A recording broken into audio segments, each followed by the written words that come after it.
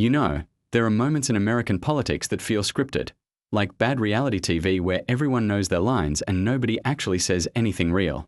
We get so used to the noise, the talking heads shouting over each other, the endless spin that makes you want to turn off the Wi-Fi and go live in a cave. But then, every once in a blue moon, the matrix glitches.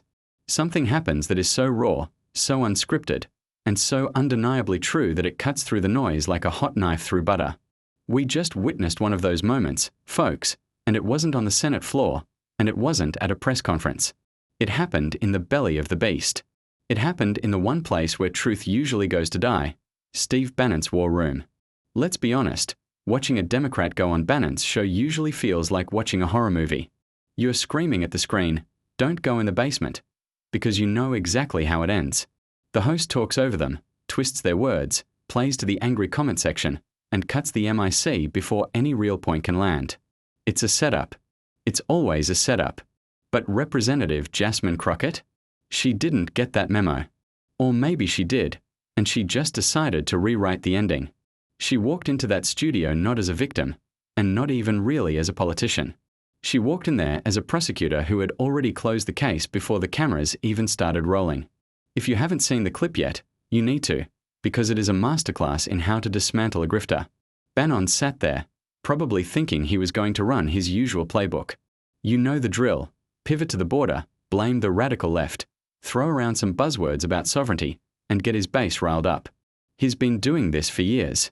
He built an entire empire on telling working-class folks that the elites are stealing from them, all while he's sitting on a pile of cash generated by their outrage.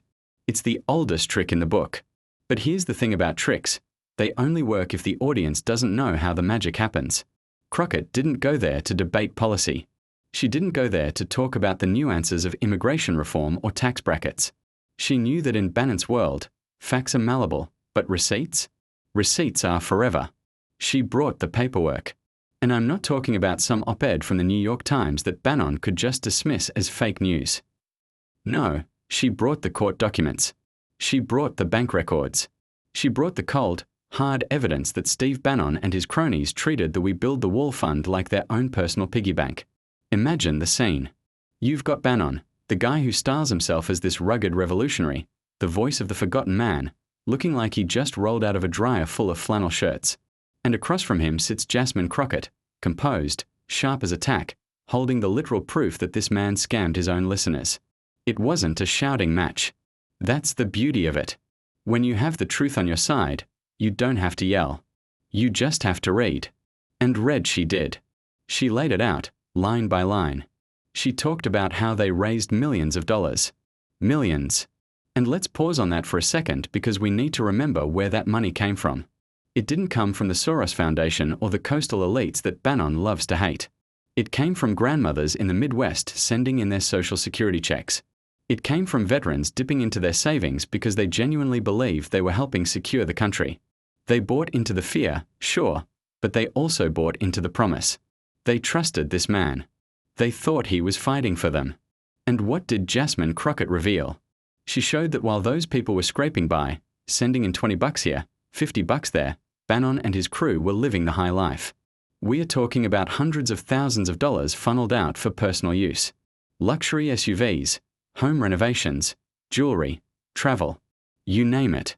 It's the kind of lifestyle that the average war room listener can only dream of, funded directly by their hard-earned cash. It is the definition of a con. It is stealing from the poor to give to the rich, but dressed up in a MAGA hat so nobody notices the robbery in progress. The look on Bannon's face was priceless. You could see the gears turning, trying to find a way out, trying to interrupt, trying to change the subject back to Biden or the deep state or whatever the flavor of the week is. But you can't spin a bank statement. You can't gaslight a routing number. When she brought up the specific charges, the specific amounts, the air just went out of the room. It was like watching a bully get punched in the nose for the first time. Shock, confusion, and a sudden realization that he isn't the toughest guy on the playground anymore.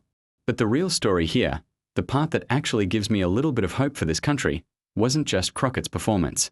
It was what happened in the chat. If you've ever looked at the live chat during a Bannon broadcast, you know it's usually a toxic cesspool of conspiracy theories and hate speech. It's an echo chamber where reality is strictly prohibited. But as Crockett started reading those receipts, something shifted. The spell started to break. You saw comments popping up that weren't the usual lock her up nonsense. People started asking questions. Real questions. Wait, is that true? Did he really buy a boat with the wall money? Why isn't he denying it? It was a real-time awakening. For a brief moment, the cognitive dissonance cracked. These listeners, who had been fed a steady diet of lies for years, were suddenly confronted with the undeniable fact that their hero was actually the villain. They realized they were the marks. And nobody likes to feel like a sucker. This is why what Jasmine Crockett did matters so much. We spend so much time wringing our hands about how to reach across the aisle, how to talk to the other side. We think we need to compromise, or soften our language, or find some middle ground. But she showed us that the most effective weapon against a liar isn't a better argument. It's the truth, delivered without apology. She didn't condescend to the audience. She didn't call them names. She implicitly respected them enough to show them that they were being played. She directed her fire where it belonged, at the architect of the scam, not the victims of it. And let's not forget the context here. This isn't just about a wall. This is the same Steve Bannon who was whispering in Trump's ear leading up to January 6th. This is the guy who openly talks about burning it all down. He thrives on chaos because chaos is profitable. But you know what isn't profitable? Being exposed as a fraud to your own donor base. That hits him where it hurts. It hits him in the wallet. Crockett also touched on the foreign connections, the billionaire money floating around in the background. It paints a picture of a global grift, where American patriotism is just a product being sold to the highest bidder. It's cynical, it's gross, and it's profoundly anti-American. The irony is just rich. These guys scream about America first all day long, but when you follow the money, it leads to offshore accounts and foreign interests. They wrap themselves in the flag to hide the fact that they're picking your pocket. There is a lesson here for every Democrat, every progressive, every person who cares about the future of this democracy. We need to stop being afraid of these guys. We treat them like they are these master strategists playing 4D chess, but half the time they are just 2-bit con artists playing 3-card Monte on a street corner. They rely on bluster and intimidation. They rely on us being too polite to call them out. Jasmine Crockett proved that when you walk into the room with confidence and the facts, their whole house of cards collapses. The reaction from the right-wing media ecosystem has been fascinating to watch, too. Usually, they circle the wagons. They defend their own no matter what. But this? This is harder to defend. How do you defend stealing from your own supporters? How do you spin that as a win for the movement? You can see the hesitation, the silence from some corners that are usually loud. It's because even they know that this looks bad. It looks really bad. Crockett's approach was surgical. She didn't let Bannon jish gallop his way out of it. You know the technique where they spew so many lies so fast that you can't refute them all? She stayed focused. Laser focused on the money. Because in politics, as in life, money talks. And the money was screaming that Steve Bannon is a fraud. I think a lot of us have felt helpless over the last few years. We watch the news and we see people living in a completely different reality, and we wonder how we can ever break through. We wonder if facts even matter anymore. And then we see a moment like this, and we realize, yes, they do. But they have to be wielded like a weapon. You can't just leave the facts on a website somewhere and hope people find them. You have to take them into the lion's den. You have to look the liar in the eye and dare him to deny it. And let's give credit where it's due to the prep work here. This wasn't an accident. Crockett is a lawyer. She knows how to build a narrative. She knew that if she went in there talking about saving democracy, the audience would tune out. That's abstract. But talking about someone stealing your donation to buy luxury goods? That's visceral. That triggers a gut reaction. It bypasses the partisan brain and hits the survival brain. Hey, that's my money. It was a brilliant tactical decision. It also exposes the fragility of the MAGA media bubble. It seems impenetrable, but it's actually incredibly thin. It relies on total control of the narrative. The moment an outside voice gets in, a voice that isn't afraid and isn't buying the nonsense, the whole thing gets shaky. Bannon looked small. He looked tired. He looked like a guy who got caught with his hand in the cookie jar and didn't have a good excuse ready. For years, Democrats have been accused of being elitist, of looking down on working-class voters. But who is the real elitist here? Is it the congresswoman trying to protect people from being scammed?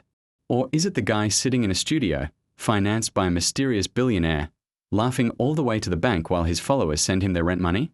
I think the answer is pretty clear. And thanks to Jasmine Crockett, I think a few more people in that audience see it now, too. This confrontation wasn't just good TV, it was a public service. It was a reminder that we don't have to accept the gaslighting. We don't have to pretend that these bad faith actors are legitimate political figures. We can call them what they are. And when we do, we might be surprised by who is listening. Because at the end of the day, nobody likes a thief. Not even the people who voted for him. We are going to dive deeper into the specific document she brought up, because the devil is in the details, and trust me, these details are demonic. We are going to look at the timeline of the fraud, how it connects to the broader attempt to overturn the election, and why Bannon's legal troubles are far from over. This wasn't just a bad interview for him. It might have been a preview of his next sentencing hearing. You have to wonder what went through his producers' heads. Did they think they could ambush her? Did they underestimate her because she's a woman, or because she's black, or because she's a Democrat? Probably all of the above. Underestimation is the fatal flaw of the arrogant.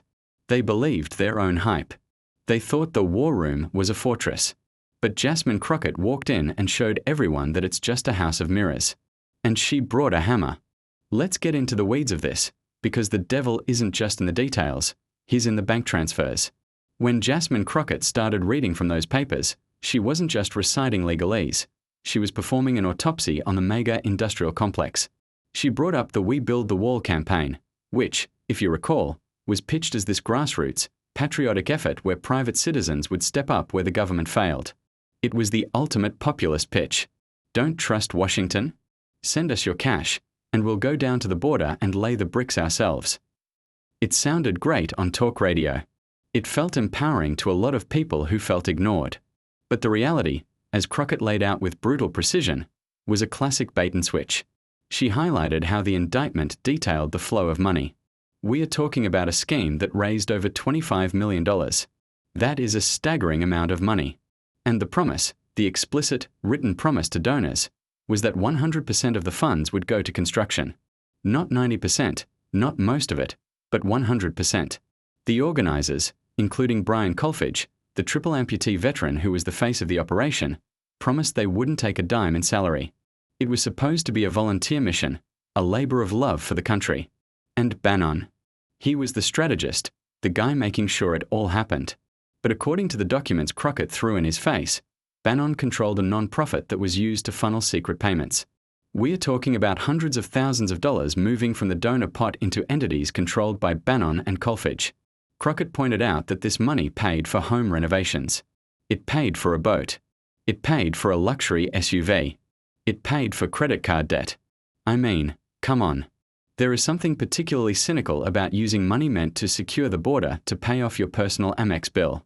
It's so mundane, so greedy. It's not like they were buying secret spy gear to fight the deep state. They were buying lifestyle upgrades.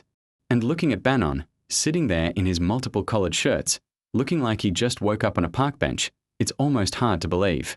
He cultivates this image of being a man who doesn't care about material things, a warrior monk for the cause. But the receipts say he likes the finer things in life just as much as the limousine liberals he rails against. The difference is, the liberals aren't usually tricking people on fixed incomes to pay for their rides. Crockett didn't let him slide on this. She pinned him down on the hypocrisy. She essentially asked, how can you look your audience in the eye and tell them you're fighting for them when you're living off them? The reaction in the studio was palpable. You could feel the tension radiating off the screen. Bannon is used to being the smartest guy in the room, or at least the loudest. He's used to interviewers who are afraid of his audience, afraid of being doxxed, afraid of the mob. But Crockett treated him like an unruly defendant in a small claims court. She stripped away the mystique. When she read out the specific text messages and emails referenced in the court documents, it showed the intent. This wasn't an accounting error. This wasn't oops, we mixed up the funds. This was a calculated plan to bypass the very promises they made to their donors. They knew exactly what they were doing. They created shell companies. They created fake invoices. That's not what patriots do. That's what money launderers do. And let's talk about the audience reaction again, because this is the pivot point. The war room listeners are conditioned to believe that any attack on Bannon is an attack on them. It's a tribal defense mechanism. But theft is different. Theft is personal. When Crockett connected the dots between the donation button and Bannon's personal expenses, she severed that tribal bond. You saw comments in the chat saying things like, "I donated $100, where did it go? And is this true about the boat?" Doubt is a powerful thing. Once it takes root, it's hard to kill. Bannon tried to laugh it off, tried to do that dismissive chuckle he does, but it rang hollow. You can't chuckle away a grand jury indictment. This confrontation also highlighted the incredible luck, or corruption, depending on how you look at it, that has kept Bannon out of jail so far. Crockett reminded everyone that the only reason Bannon isn't currently serving time for federal crimes is because Donald Trump pardoned him in the final hours of his presidency. Think about that. He was charged, he was likely going to be convicted given the mountain of evidence, and his buddy in the White House gave him a get-out-of-jail-free card.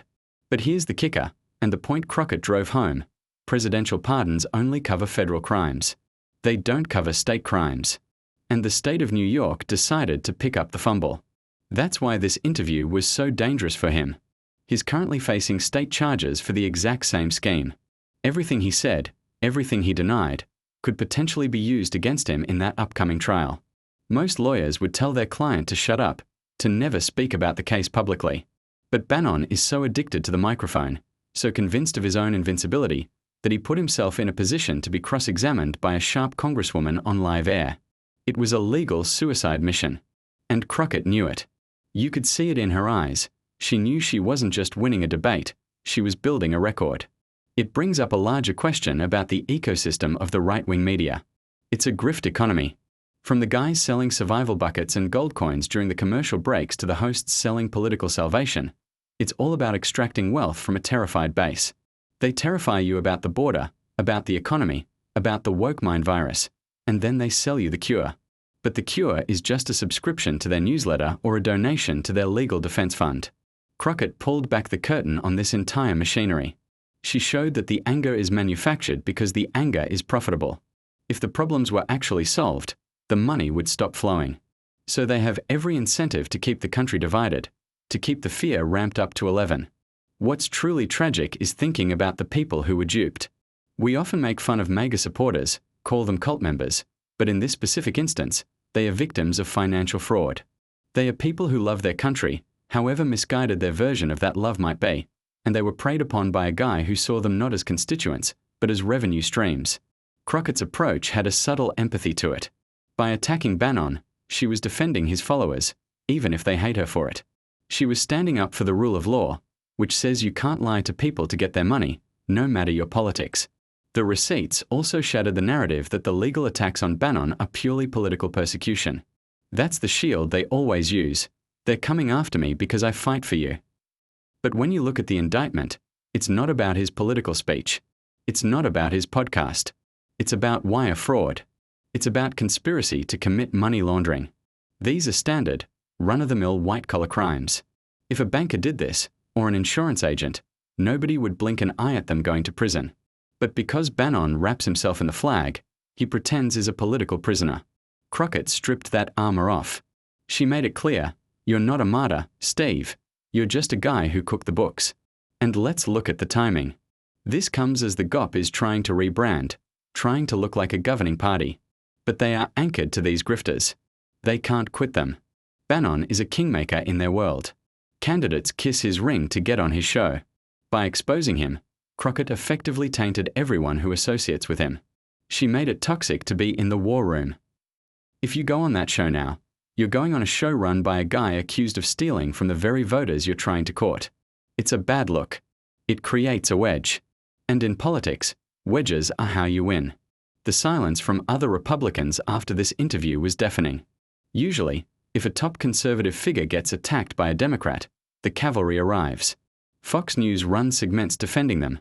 Senators tweet their support. But with this? Crickets. Why? Because nobody wants to be on record defending the guy who allegedly bought a boat with border wall money. It's indefensible. Even the most cynical Republican operatives know that this is a losing issue. Crockett isolated him. She cut him off from the herd. It was also a masterclass in how to handle a bully. Bannon tried to interrupt. He tried to talk over her.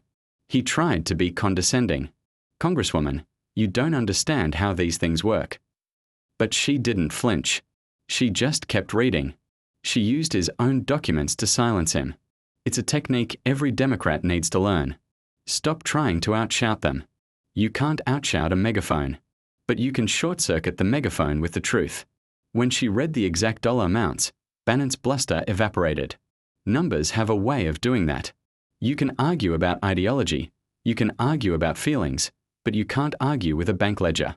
As the interview wrapped up, Bannon looked diminished. The war room felt smaller, dingier. The grand revolutionary vibe was gone, replaced by the tawdry reality of a two-bit scam. Jasmine Crockett walked out of there not just unscathed, but emboldened. She showed that the lion of the MAGA movement is actually just a paper tiger, and a greedy one at that. She left a roadmap for how to dismantle the disinformation machine. Follow the money, bring the receipts, and don't back down. We need to talk about what this means for the future of the MAGA movement. If the leaders are exposed as frauds, does the movement collapse? Or does it just mutate? History tells us that cults of personality are resilient, but financial scandals are corrosive. They eat away at the foundation. Every time a donor questions where their money went, the foundation cracks a little more. Jasmine Crockett took a sledgehammer to that foundation. And the echoes of that impact are going to be ringing in Steve Bannon's ears all the way to the courthouse. But you know what the most deafening sound in Washington is right now? It's the silence of the so-called party of law and order. For decades, the GOP has branded itself as the party of the police, the party of strict adherence to the rules, the party that throws the book at you if you step out of line. Yet, here we have one of their top strategists, a man who literally shaped the policy of a Republican White House, caught red-handed diverting charitable donations into his own pockets, and the leadership is nowhere to be found. No press releases condemning the corruption. No ethics investigations. Just silence. It's the kind of silence that tells you everything you need to know about the current state of the Republican Party. They are being held hostage by the very monsters they created. They are terrified. Kevin McCarthy, Mitch McConnell, all the way down to the backbenchers, they are terrified of Steve Bannon. Not because he's a genius, and certainly not because he's innocent, but because he holds the keys to the base. He controls the anger. If a Republican congressman comes out and says, "Hey, maybe stealing from grandmothers to build a wall that never got built is bad," Bannon will turn the fire hose of the war room against them. He'll primary them. He'll call them rhinos, Republicans in name only. He'll destroy their careers. So they stay quiet. They let the grift happen because the grift is the glue holding their coalition together. It is a pathetic display of cowardice. This is where the culture war comes into play, and we have to see it for what it is, a giant, flashing neon distraction. Why do you think Bannon and his ilk spend 24 hours a day screaming about trans kids in sports, or critical race theory in elementary schools, or whatever the panic of the day is? Do they actually care? No. They do it because if you are angry about a library book, you aren't looking at their bank accounts. It's a magician's trick. They wave the red flag of wokeness with one hand to get the bull to charge, while the other hand is reaching into the crowd's wallet. They need you mad. They need you scared. Because a scared, angry population is easy to manipulate and even easier to rob. Jasmine Crockett cut right through that fog. She didn't engage with the culture war nonsense. She didn't debate the merits of the wall itself, which, let's be real, is a medieval solution to a 21st century problem. She focused on the conduct.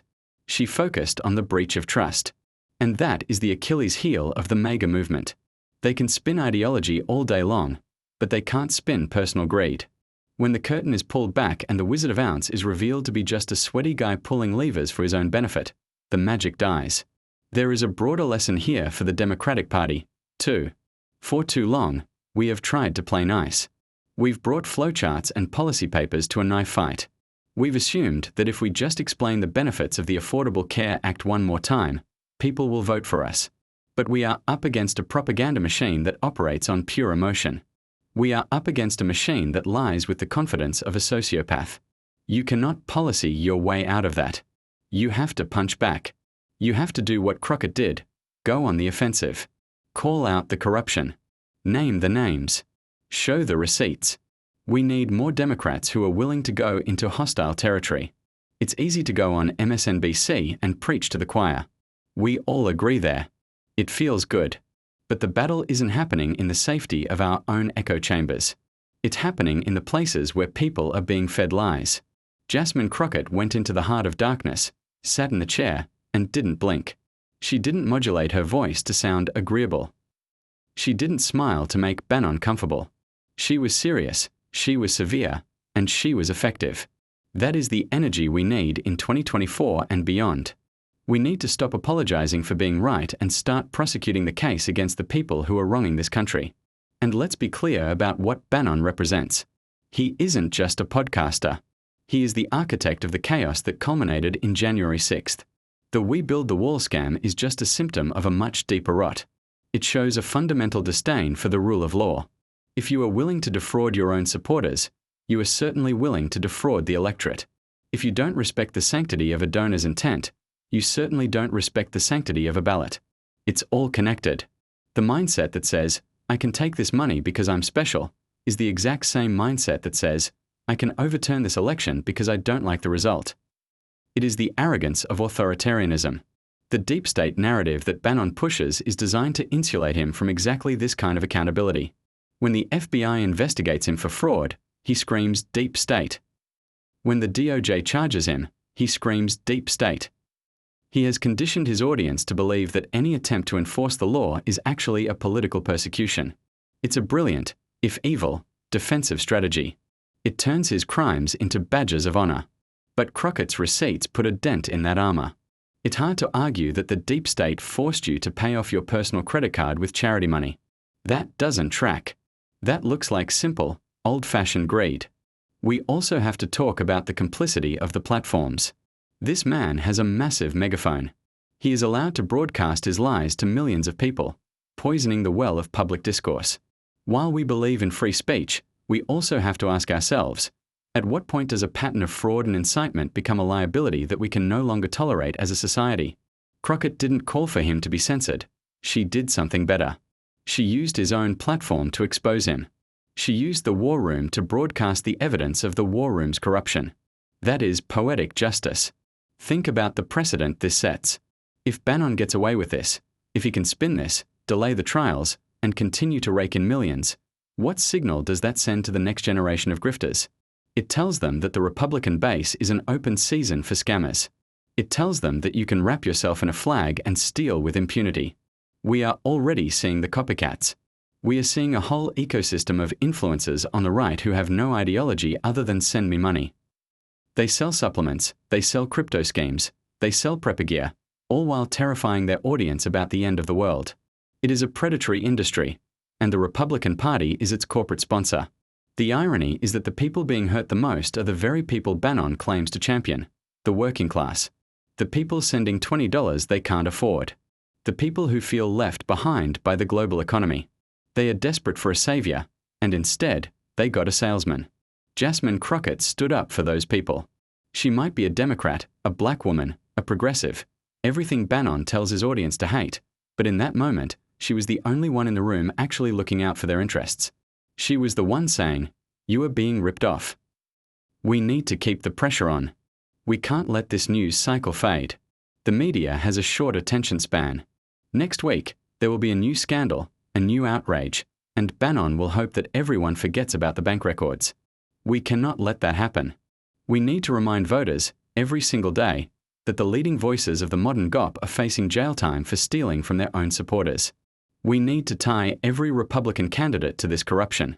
Do you stand with the law, or do you stand with the guy who bought a luxury SUV with border wall money? Make them answer that question. Make them own it. This is also a reminder of why local elections and state prosecutors matter.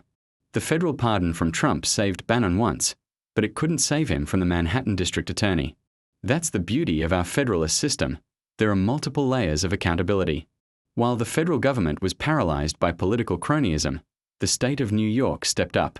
It's a testament to the importance of having prosecutors who are not afraid of power, who are willing to take on high-profile cases despite the threats and the noise.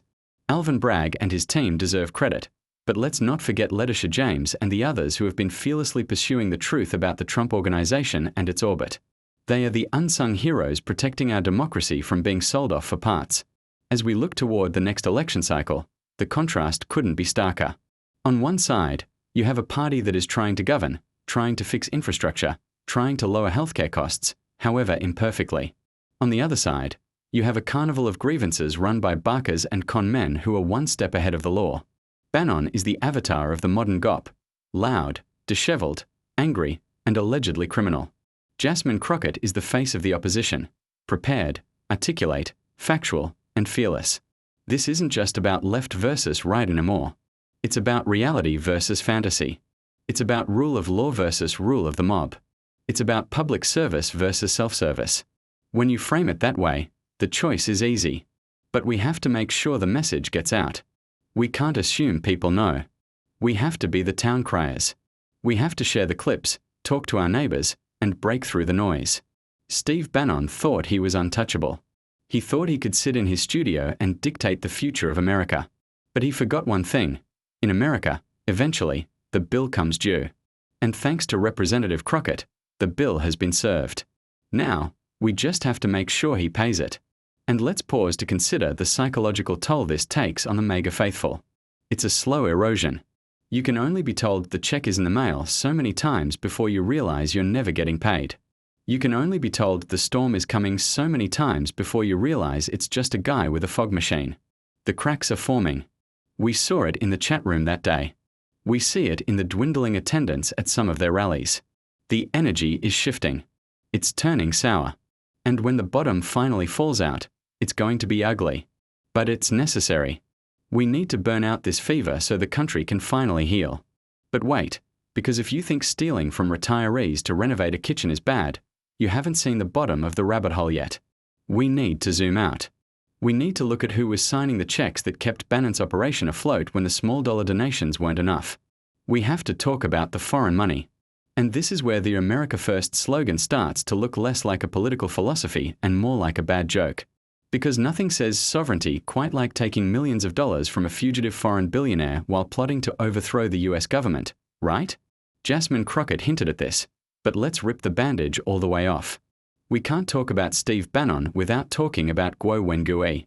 You might know him as the guy whose yacht Bannon was on when he got arrested by the Postal Service police, which, by the way, remains one of the funniest and most surreal images in American history. Just picture it, the self-proclaimed champion of the working man, the guy who wears 3 shirts to look like a blue-collar hero, sipping espresso on a $28 million mega-yacht owned by a Chinese tycoon accused of fraud. You literally cannot write fiction this absurd. If you put that in a movie script, the studio would reject it for being too on the nose. But it's real. And it exposes the absolute fraudulence of the nationalist movement Bannon claims to lead. He spends hours every day on his show ranting about the Chinese Communist Party, ranting about foreign influence, ranting about how the globalists are selling out America. Meanwhile, he is practically joined at the hip with a foreign billionaire who has his own complex agenda. They set up non-profits together. They set up media companies together. Bannon was reportedly getting paid $1 million a year for consulting services. $1 million. To do what, exactly? To help a foreign national navigate the US political system? To sell access? This is the ultimate betrayal. The people in the war room chat think Bannon is fighting for them against the elites. In reality, Bannon is the elite. He is the globalist he warns you about. He is cutting deals on yachts while his listeners are struggling to fill their gas tanks.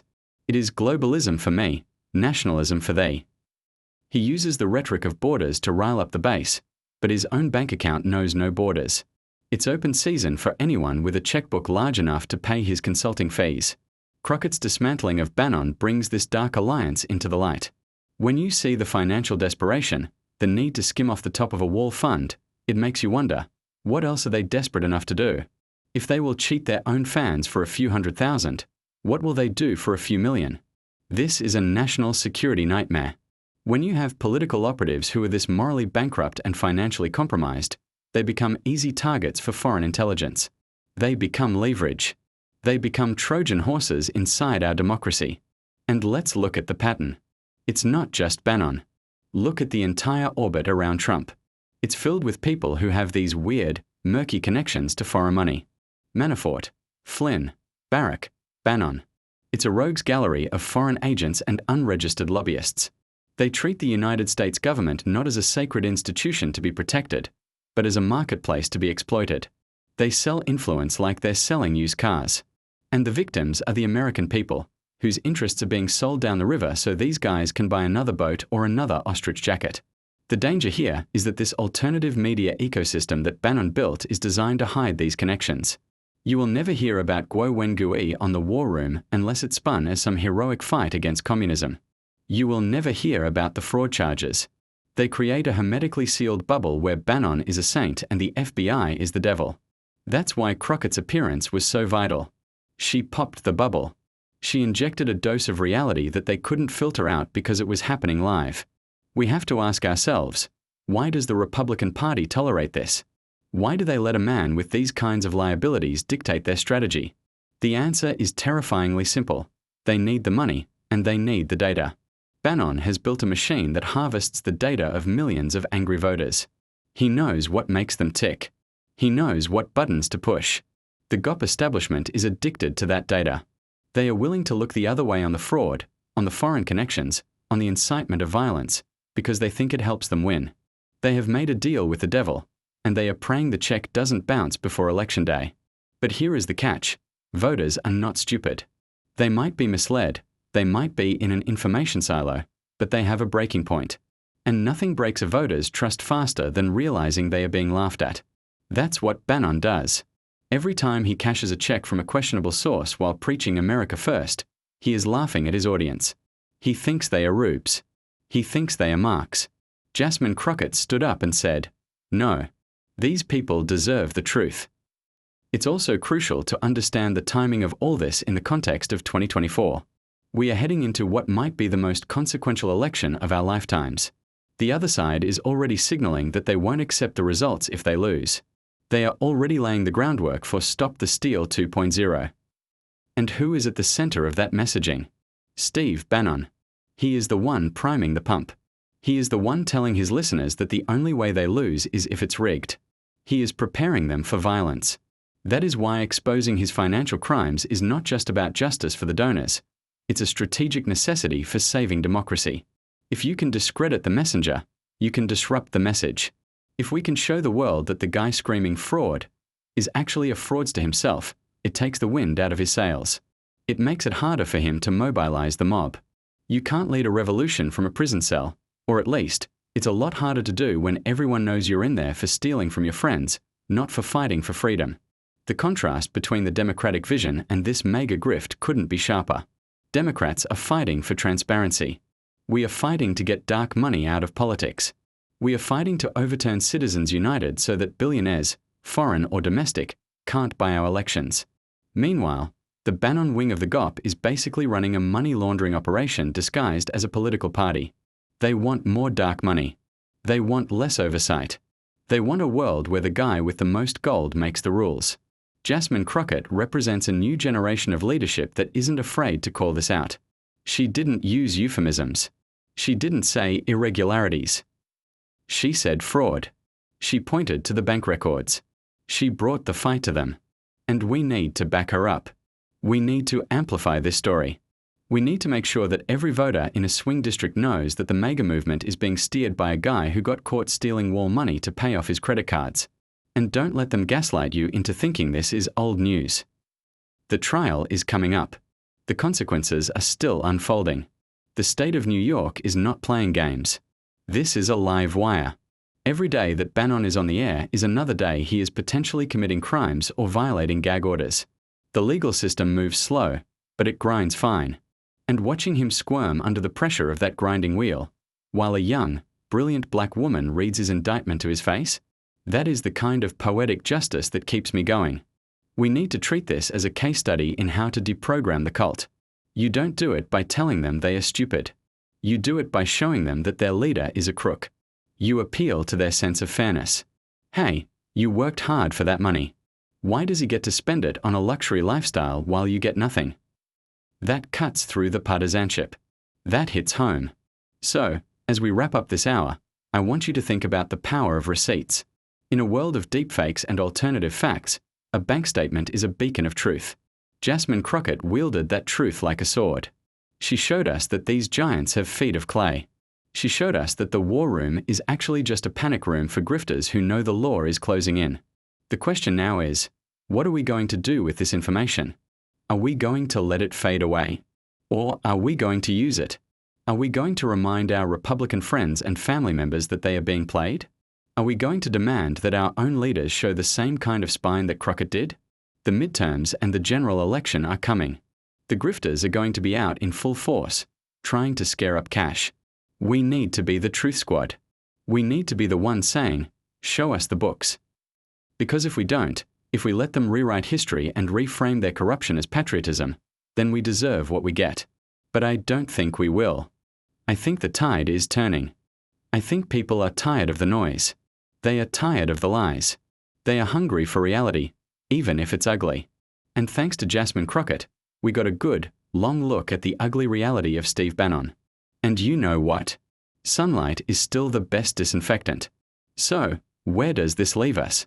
We've dissected the receipts, we've analyzed the stunned silence in the studio, and we've looked at the darker, global web of money that underpins this whole charade. But if we just treat this as a moment of entertainment, a viral clip to high-five over and then scroll past, we are missing the point. We are missing the opportunity. Because what Jasmine Crockett gave us wasn't just a gotcha moment. She gave us a blueprint for how to claw our country back from the brink of insanity. She showed us that the monsters in the closet are actually just guys in bad suits trying to steal your wallet. And once you realize that, they stop being scary and start being pathetic. We have to talk about the exhaustion factor. I know you feel it. I feel it. We are all so tired of the constant outrage cycle. We are tired of waking up every morning to check our phones, terrified of what norm has been shattered or what law has been broken. It's a strategy, you know. It's called flooding the zone with excrement. Steve Bannon's own words, by the way. The goal is to overwhelm you with so much noise and corruption that you just shut down. You stop caring. You retreat into your private life and let them run the show. That is how democracies die. They don't die with a bang. They die with a shrug.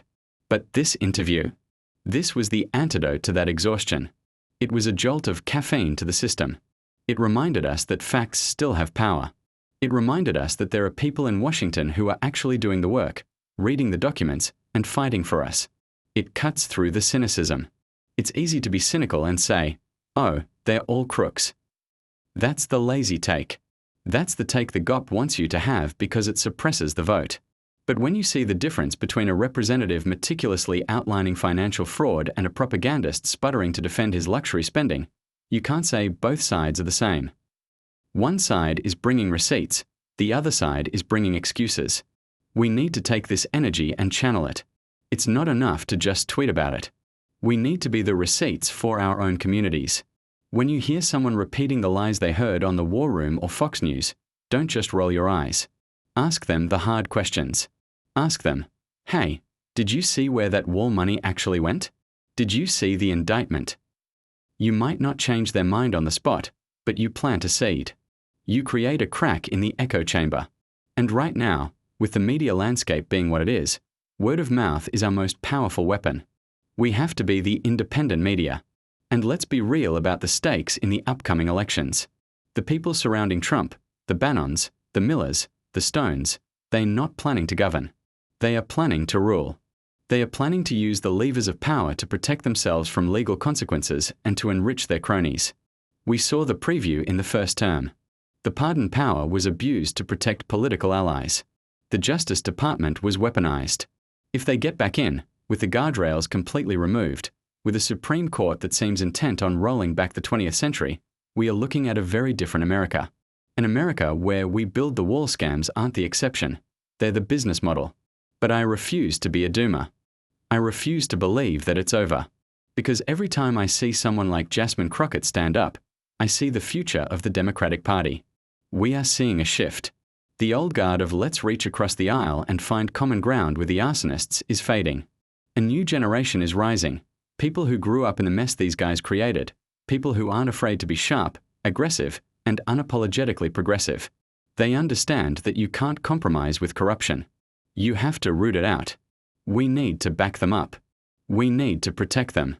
Because you better believe the attack machine is coming for Crockett. They are going to dig through her trash. They are going to take her words out of context. They are going to try to make her the villain. That's how the game is played. They can't attack her on the facts, because the bank records are undeniable, so they will attack her character. They will blow the dog whistles. And it is our job to have her back. It is our job to say, no, we see what you're doing, and it's not going to work this time. This is also a call to action for the Democratic leadership. Learn from this. Study the tape. This is how you communicate in the modern era. You don't need a 50-page white paper to explain why the other side is bad for the country. You need a 30-second clip where you expose their hypocrisy in plain English. We need more fighters. We need more people who are willing to go into the lion's den. Stop avoiding the hostile interviews. Go in there and flip the table. If Jasmine Crockett can go on Bannon's show and own him in his own house, then every other Democrat should be able to go on Fox News and hold their own. We can't cede the ground. We can't let them have a monopoly on the narrative. And to the voters who might be on the fence, or the voters who feel left behind, look at who is actually fighting for you. The Republican Party loves to talk about the elites. They love to act like they are the party of the working class. But ask yourself, who is the elite? The woman trying to stop people from getting scammed? Or the guy flying on private jets funded by your donations? It's the greatest con in political history, convincing the working man that the billionaire class is his friend while they pick his pocket. It's time to wake up. It's time to look at the receipts. We are heading into a turbulent time. The legal cases against Bannon and Trump are going to reach a boiling point. The rhetoric is going to get hotter. The lies are going to get bigger. But we have something they don't have, the truth. And truth, while it can be obscured, while it can be delayed, is ultimately stubborn. It doesn't go away just because you yell at it. It sits there, waiting to be found. Jasmine Crockett found it. She polished it up and held it to the light. Now it's our turn to carry it forward. So, here is my challenge to you. Don't let this story die. Don't let the media cycle move on to the next shiny object. Keep talking about the fraud. Keep talking about the grift. Make it the defining character trait of the MAGA leadership. Because it is. When people think of Steve Bannon, they shouldn't think scary mastermind. They should think cheap crook. That is the reframe we need. That is how you break the spell. Ridicule is a powerful tool. Derision is a powerful tool. Use them. And finally, have some hope. Look at the comment section on that video again. Look at the people waking up. It's happening. Slowly, maybe too slowly for our liking, but it is happening. The facade is cracking. The war room isn't a fortress, it's a bunker. And bunkers are where you go when you're losing. They are scared of the truth. They are scared of accountability. They are scared of you. Remember that. You have the power. You have the vote. And as long as we have leaders like Representative Crockett willing to speak truth to power, we have a fighting chance. So chin up. Shoulders back. Get your receipts ready. Because we have a country to save, and we are not going to let a bunch of snake oil salesmen take it away from us. Thank you for listening. Keep fighting the good fight. And never, ever let them tell you that the truth doesn't matter. It's the only thing that does.